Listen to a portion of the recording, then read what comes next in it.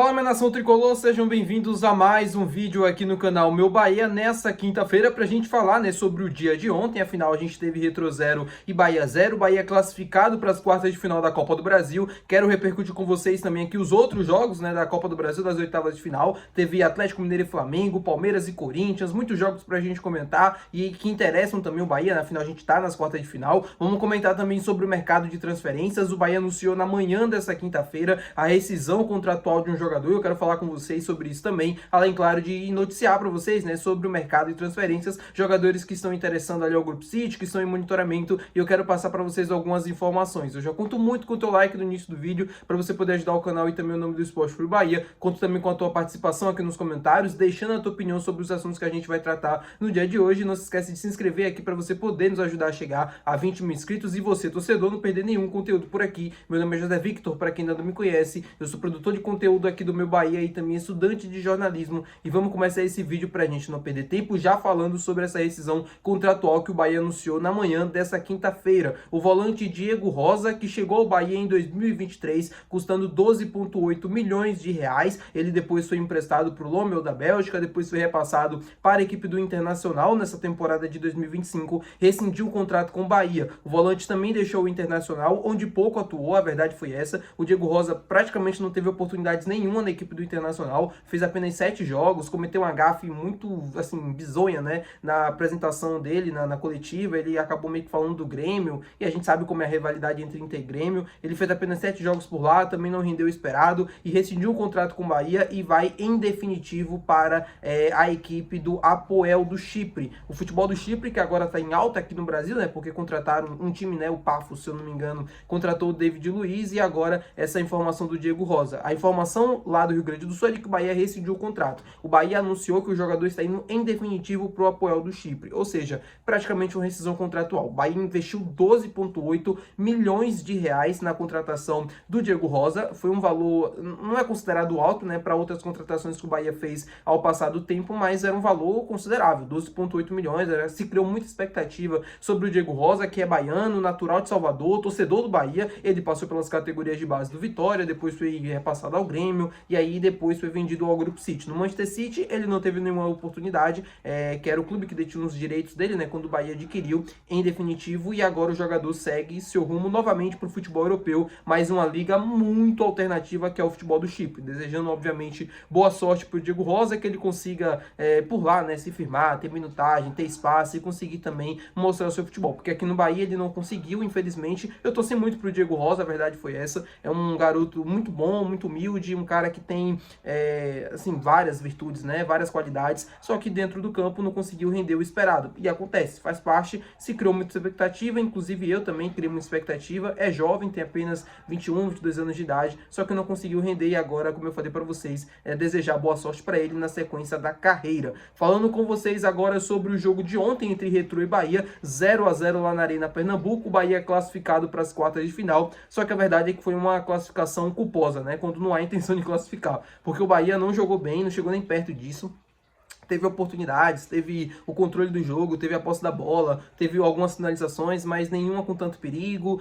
Faltava vontade para os atletas, parecia um jogo muito morno, todo mundo meio que conformado com 0-0. O Bahia tentou, até fez algumas jogadas combinadas pelos lados, pelo centro, tentou de algum jeito, mas não foi uma pressão de fato, não teve um peso na área para conseguir colocar essa bola para dentro e conseguir vencer o jogo. O Bahia, que chega o seu segundo jogo consecutivo sem marcar gols, 0-0 contra o Sport, agora 0-0 contra o Retrô, também chega ao seu segundo jogo consecutivo sem sofrer gols, mas o ataque tá devendo. O Bahia não pode passar, o Retrô é o 19º colocado da Série C, caindo para a Série D praticamente. O Sport, 20º colocado do Campeonato Brasileiro, o pior time do Brasil, somando todas as divisões. O Bahia não pode passar sem marcar pelo menos um golzinho diante dessas duas equipes. Mesmo que os jogos forem fora de casa, certamente se fosse na Fonte Nova eu acredito que o cenário poderia ser diferente, mas o Bahia não pode, fora de casa, contra essas duas equipes bem inferiores tecnicamente falando, passar sem marcar um golzinho sequer. E a classificação de ontem, o Bahia beirou com a desclassificação. O Bahia flertou acabou com a eliminação no jogo de ontem, porque o Retrô teve oportunidades, o Ronaldo foi exigido em uma, duas oportunidades ali, mesmo que o Retrô não criasse tanto, mesmo que não chegasse com tanto perigo várias vezes, foi um time que teve a sua oportunidade pelo menos de conseguir fazer um golzinho que levava o jogo para os pênaltis e poderia ser uma eliminação assim vexatória, né? Muito frustrante pelo que o Bahia tem de qualidade, pelo que o Bahia tem de elenco comparado à equipe do Retrô.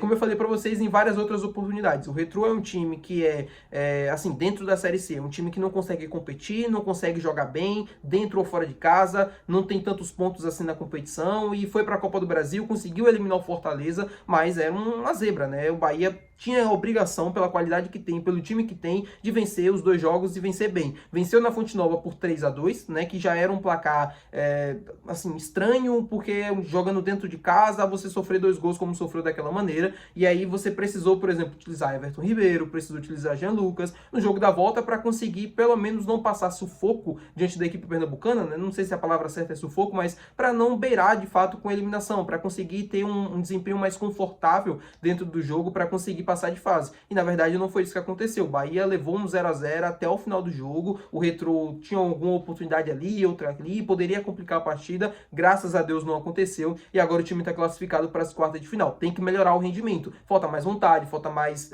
tesão mesmo para jogar, para ganhar o jogo, para conseguir vencer as disputas e conseguir fazer os gols. É isso que falta para o Bahia, na minha opinião.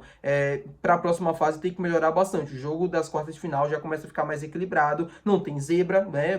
Pelo menos hoje a gente pode ter uma zebra, né? O Cruzeiro pode ser eliminado para o CRB e o Vasco ser eliminado para o CSA, e uma dessas equipes está nas quartas de final, só que a pressão, a qualidade das equipes aumenta a partir de agora. Já aumentava a partir das oitavas e agora aumenta cada vez mais. Ontem a gente teve a eliminação do Flamengo nos pênaltis diante da equipe do Atlético Mineiro. O Flamengo que fez para mim um bom jogo, né? Venceu por 1-0, fez um jogo bem, poderia ter feito o segundo gol das oportunidades que criou, e o Flamengo não entrou com um time 100% titular, né? Entrou com alguns reservas. Você vê o poder do elenco que tem o Flamengo, a verdade é essa, não só o Flamengo, né, mas como outras equipes que têm a capacidade de fazer vários times, e o Bahia não tem essa capacidade, então é um ponto fraco, assim, em relação a isso. O Flamengo é um time que tem dois elencos, tem ótimos jogadores, você viu o Arrascaeta no banco, vários jogadores no banco, e mesmo assim um time competindo diante do Atlético Mineiro, que é uma das melhores equipes do país, venceu por 1-0, poderia ter feito o segundo gol ainda no tempo normal, não conseguiu, foi para os pênaltis, acabou sendo eliminado, acontece, faz parte do futebol, a mesma coisa outras vezes, né, aconteceu ao contrário.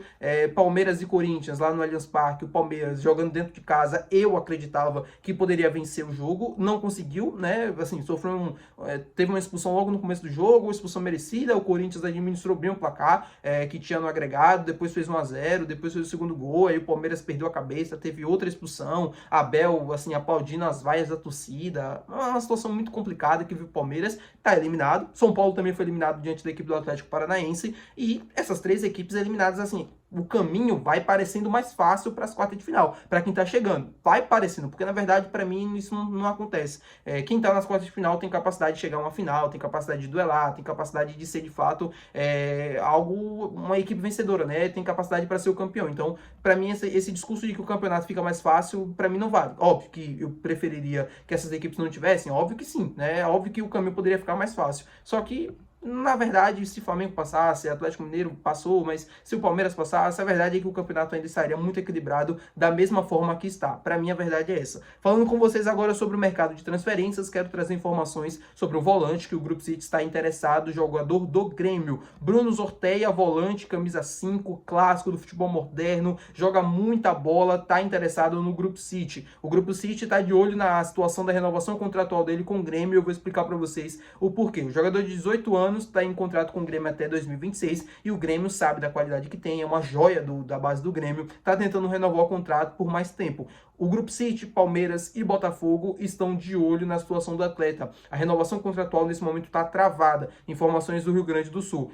Por conta da situação, né, que envolve o Grêmio, a parte dos direitos econômicos do Grêmio e também da equipe da Chapecoense. As duas equipes não estão chegando a um acordo sobre os direitos, né, econômicos de cada um em relação ao atleta, e o jogador, assim, aparentemente não é que está disponível no mercado, mas os clubes já estão interessados porque sabem que podem ser uma boa oportunidade para conseguir contratar ele, até assinando um pré-contrato, até tirando ele mesmo da base do Grêmio. E o Grupo City tá de olho, né? A gente sabe, o Grupo City / Bahia tá de olho nessa situação. É um jogador que não é para agora, não é um jogador que tá pronto, né? Se for chegar, por exemplo, no final do ano, no meio do ano que vem, ao Bahia. É um jogador que seria ainda lapidado, ele passaria por um tempo ainda de adaptação, ele tem 18 anos, então é normal que ele não comece jogando, que ele não tenha tantas oportunidades, assim como, por exemplo, tá a situação do Zé Guilherme, lateral esquerdo, que veio do Grêmio no início do ano. É um jogador que é para futuro, é um cara que está sendo lapidado, é o primeiro ano dele de Bahia, está em adaptação, ele provavelmente no ano que vem, se tudo, né, correr como eu estou imaginando,